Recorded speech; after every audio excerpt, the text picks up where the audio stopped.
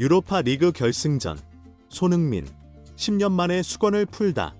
손흥민 선수의 오랜 수건이 현실이 되는 순간입니다. 토트넘 호스퍼가 유로파 리그 결승전에서 맨체스터 유나이티드, 맨유를 물리치고 지긋지긋한 무관의 굴레를 벗어던졌습니다. 손흥민 선수 또한 프로 경력 최초로 우승컵을 품에 안는 영광을 누리게 되었습니다. 지금부터 이 역사적인 승부의 흐름을 상세히 전달해 드리겠습니다. 손흥민의 간절한 우승 열망과 시합 전 기대감. 손흥민 선수가 토트넘 유니폼을 입고 10년 만에 트로피를 들어 올릴 수 있었던 더할 나위 없는 기회였습니다. 골키퍼 비카리오 선수마저 손흥민 선수를 위해 우승하고 싶다고 밝힐 정도로 중요했던 이 대결. 2024에서 2025 유로파 리그 결승전은 스페인 아틀레틱 클루브의 홈구장인 에스타디오 산마메스에서 펼쳐졌습니다. 당연하게도 모든 좌석은 매진되었고 이 단 한 번의 경기에 모든 것이 달려 있었습니다.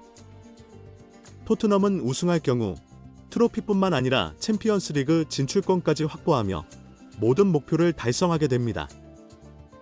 한국 투어를 진행할 명분도 생기고 손흥민 선수의 이적도 더욱 수월해집니다. 손흥민 선수는 팬들을 위해서라도 반드시 우승하겠다고 굳게 다짐했습니다. 토트넘이 맞설 상대는 바로 맨체스터 유나이티드였습니다. 박지성 선수는 과연 어느 팀을 응원하고 있었을까요? 맨유는 과거의 명성에 걸맞은 기량을 보여주지 못하고 있다는 점은 분명했습니다. 주전 수비진으로도 유로파 리그에서 실점이 꽤 많았던 팀이었습니다. 손흥민 선수가 오랫동안 득점포를 가동하지 못했기에 오히려 득점할 수 있는 절호의 기회이자 이 경기의 승패를 좌우할 수 있는 기회가 아닐까 더욱 큰 기대가 모아졌습니다. 예상 밖의 선발 라인업과 감독의 묘수. 그런데 경기 시작 1시간 전에 선발 라인업이 발표되었을 때 시작부터 무슨 농간인가 싶은 엔제 포스테코글루 감독의 결정에 큰 충격을 받고 기운이 빠져버렸습니다. 손흥민 선수가 선발 명단에서 제외되어 있었던 겁니다. 손흥민 선수가 크리스탈 팰리스전부터 몸 상태를 끌어올려 아스톤 빌라전에서도 70분가량을 소화하고 5일을 휴식했기에 무조건 선발 출전할 것이라고 생각했는데 선발에서 제외시킨 것입니다. 게다가 손흥민 선수는 경기 전 기자회견에서 선수 대표로 인터뷰를 진행하며 90분 풀타임을 소화할 준비도 되어 있다고까지 말했습니다. 긴장된 마음으로 라인업을 위해서 아래로 천천히 살펴보았는데 예상했던 라인업대로 흘러가고 있었습니다. 비카리오 골키퍼, 페드로 포로, 크리스티안 로메로, 미키 반더 베르흐, 데스티니 우도기, 파페 사르, 로드리고 벤탄쿠르, 브레넌 존슨, 마노르 솔로몬, 그리고 손흥민 선수가 아닌 히샬리송 선수였습니다. 신경 쓰이는 부분은 있었습니다. 이 경기가 선발 출전이 더 큰 의미를 갖겠지만 이 중요한 경기가 흐름상 90분 풀타임을 소화하기 어렵고 만약 선발 출전했다가 교체될 경우 경기 종료 시 벤치에서 결과를 받아들여야 하는 모습이 다소 아쉬울 수 있다는 점입니다. 그리고 또 한 가지는 이 경기가 연장전을 고려해야 하기 때문에 손흥민 선수가 90분을 뛰더라도 연장전까지는 절대로 소화할 수 없다는 점도 사실입니다. 엔제 포스테코글루 감독의 의도는 마지막을 더 중요하게 생각한 것 같았습니다. 그렇다면 이제 손흥민 선수가 몇 분에 출전할지가 관건인데 이는 경기 상황에 따라 달라질 수밖에 없을 것입니다. 골이 터질지, 어느 팀이 먼저 득점할지, 토트넘의 팀워크에 문제가 없을지, 이 결승전에서는 토트넘 선수들을 탓하며 문제가 발생하기를 바랄 수는 없습니다. 맨유의 선발 라인업을 보면 오나 골키퍼, 요로, 해리 맥과이어, 루크쇼, 누사이르 마즈라위, 카세미로, 브루노 페르난데스, 아마드 디알로, 라스무스 호일룬, 메이슨 마운트였습니다. 맨유 역시 스피드 있는 가르나초 선수 대신 기술적인 마운트 선수를 선발로 내세웠습니다. 결승전은 골을 넣는 것보다 실점을 최소화하기 위해 신중하고 수비에 더 집중하는 경향이 있기에 어쩌면 이 경기는 어느 팀이 먼저 실수를 저지르느냐가 승패의 갈림길이 될 것입니다. 토트넘은 확실히 모든 선수들이 수비에 능하다는 장점이 있었습니다. 결승전에서는 경기력 자체가 아무런 의미가 없습니다. 골을 넣고 승리하기만 하면 되는 것입니다. 전반전 토트넘의 선제골 장렬. 맨유는 초반부터 점유율을 높게 가져갔습니다. 맨유의 왼쪽 윙어 아마드 디알로 선수가 날카로운 드리블로 토트넘 수비를 흔들어 놓기도 했지만 딱 거기까지였습니다.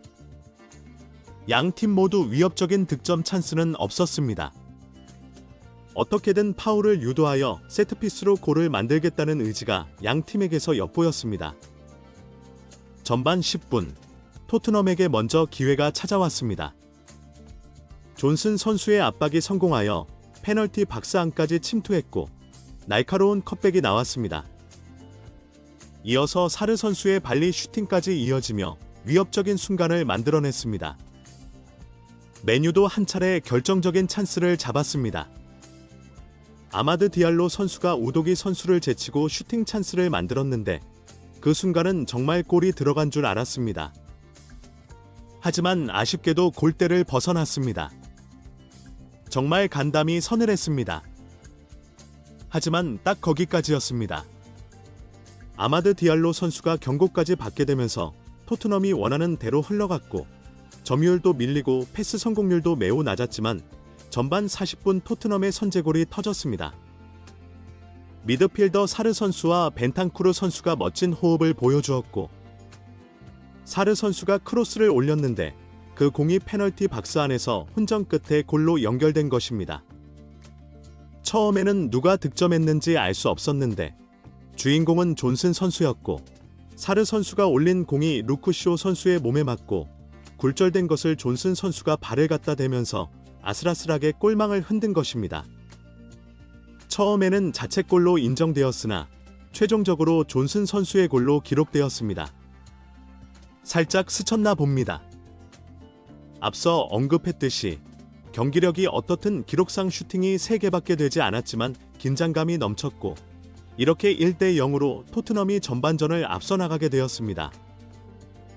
전반전 종료 휘슬이 불릴 때는 손흥민 선수가 그라운드에 나와 선수들을 격려하며 사기를 북돋아 주기도 했습니다. 경기 중에도 손흥민 선수가 몇 차례 화면에 비춰졌습니다. 전반전 맨유가 더 공격적이었던 탓인지 평점으로는 맨유 선수들이 더 높았고 토트넘은 존슨 선수와 비수마 선수가 7점대 평점을 기록했습니다. 후반전 손흥민의 투입과 토트넘의 견고한 방어. 이제 우리에게 가장 큰 관심사는 손흥민 선수가 과연 후반 시작과 동시에 출전할 것인가 하는 점입니다. 당연히 모두가 이를 바랐지만 엔제 포스테코글루 감독은 선발 라인업을 그대로 유지했습니다. 오히려 앞서 나가고 있고 수비적으로 더 안정적인 상황이었기에 명분은 충분했습니다.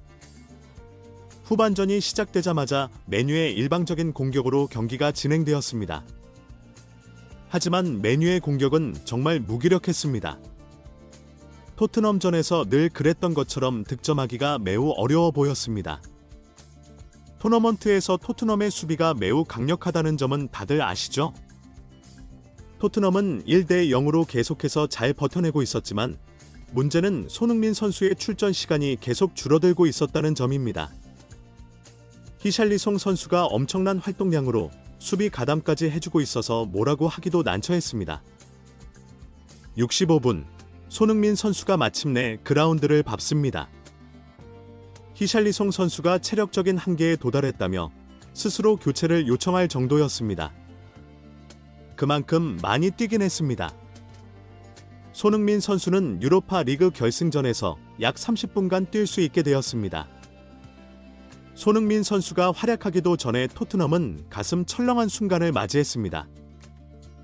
맨유의 세트피스 상황에서 비카리오 선수와 동료가 호흡이 맞지 않아 골대가 비었고 상대의 헤딩 슈팅의 실점 위기라고 생각했지만 반더 베르흐 선수가 몸을 날려 걷어내는 슈퍼 세이브를 선보였습니다.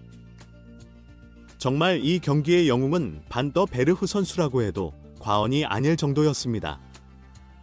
손흥민 선수는 우선 골이 필요한 것이 아니라 수비 가담을 통해 실점을 막는 것이 더 중요했고, 맨유가 공격하다가 공을 빼앗기면 손흥민 선수에게 분명 기회가 찾아올 것이었습니다. 73분에도 맨유의 공격이 위협적이었고, 교체 투입된 가르나초 선수의 날카로운 슈팅을 비카리오 선수가 멋지게 선방했습니다. 그런데 너무 일방적으로 당하다 보니 불안감이 커졌습니다. 점유율이 80%에 육박했습니다. 이렇게 조마조마하게 만들면 안 되는데. 75분. 손흥민 선수의 스프린트가 한 차례 나올 뻔했지만 수비 태클에 가로막히는 장면이 있었습니다. 손흥민 선수는 팀의 1점 차 리드를 지키기 위해 수비에 전념하면서 득점 찬스를 얻지는 못했고, 추가 시간 7분 동안 토트넘 전원이 끝까지 버텨내면서 경기 종료 30초를 남기고 비카리오 선수의 슈퍼 세이브까지. 결국 토트넘이 1대 0으로 승리하며 손흥민 선수가 10년 만에 우승하는 감격적인 순간을 직접 보게 되었습니다. 진짜 이 광경을 눈으로 확인하게 되네요. 손흥민 선수 최초의 우승입니다. 상상조차 할 수 없었던 일이 벌어졌습니다. 세상이 뒤바뀌어도 나는 행복합니다. 당신의 그 위대한 정신. 득점왕이 이제는 진정한 왕이 된 캡틴. 유럽을 뒤흔든 세계적인 선수. 숨 쉬는 것마저도 전설.